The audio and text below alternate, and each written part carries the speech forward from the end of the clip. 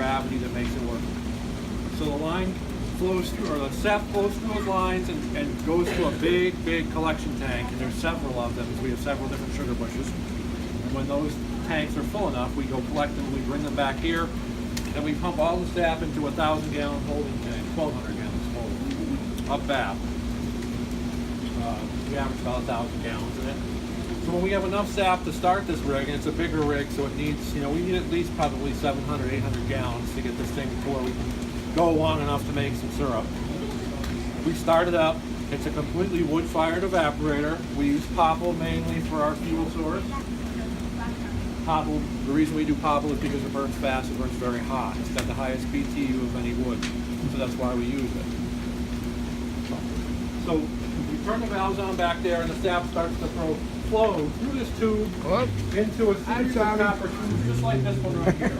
There you go. And they're all down the other right end. in here. From here up to here is full of a series of copper tubes that are stacked side by side. This is all gravity. The whole entire thing is all gravity. So it's working through those tubes. And what that's there for, this whole cover you see, this is all there to keep steam from this back pan inside there. We're doing what's called a preheat. We're preheating the sap inside those copper tubes so that when it enters this pan, it's boiling. If we were to dump it in cold, like if you dump cold water in a boiling pot on your stove, it stops the boil. The same thing happens here. So we don't want that. So we're trying to maximize efficiency. So when it gets done in those copper tubes, it comes back out this one, runs through here and into this float. And what this float does is it keeps the depth of this pan at a constant, or at least it tries to. I mean, it's gravity fed, so if the tank's fuller, it forces out a little more. So we have to do some adjusting with it, but not much. I actually got a draw going right there, so you can see. And that's almost completely at syrup right there. We'll get into that in a minute. So once it enters this back pan, it goes into a distribution box back here, and then it goes along a long tube, a pipe, that dumps it in the front of this pan right here. And this pan's actually, it's separated in half. It's in two sections. And it's a raised corrugated flue pan. So what that means is there's a bunch of stepped corrugations from the bottom of this pan that go up to about here. And they're about this wide each. And the reason those are there is to add extra surface area for harder boiling.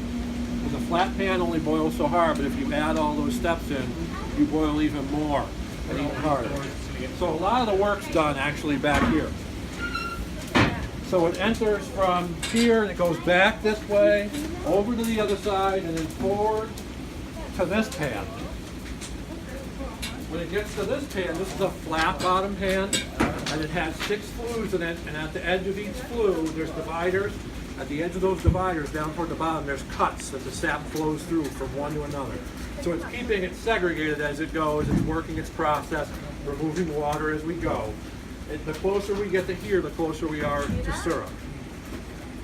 So once he closes, I'll actually show you what it looks like. So at about, I really push the limits because I've done this a long time, so I liked about a quarter degree away. I'll get it, I mean, I even get it to dead on sometimes. I've got this set with these new electronic drawing systems, so it draws off automatically. It's set the hydrometer, so it's set the density on every day. If you were to set it to temperature, you'd have to check temperature it would be a lot more difficult. It's easier to set it to hydrometer. So that's what we do, because just like with water on your stove, it boils at a different temperature every day. Technically, it's still 212, but because of pressure differences in the atmosphere, the thermometer won't read correctly.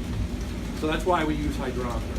So about a quarter degree away, it draws off most of the time on exactly what syrup should be. It draws off, and then we bring it over to a finisher over here, where we can use a gas rig, small gas rig, to control the temperature better, test it again with the hydrometer, and then we filter it and we can it. It's ready for sale. A lot of the times when these guys finish it, it's right on. So I try to get it as close as I can to minimize the work over there. In the olden days, because of not having these types of equipment, they would go to like a half a degree away and then stop and finish it because it was tougher to get it precise. But now with these new instrumentation devices, we can do it really close. And that's it. And I'll show you what it looks like. Over here, you can see, I'll have to bring it over here, but it's still pretty clear. See? I don't want to dump a lot of that over here because it's slows the process, but over here, okay, we're really getting close now.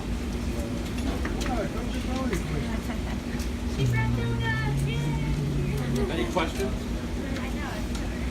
Do any bucketing at all? Any bucketing? Taps and buckets? No, All done. that's for a smaller operation, that's fine, but it's just too much work for us. Yeah, It's just, you know, for cost-effective purposes, not worth it. Okay.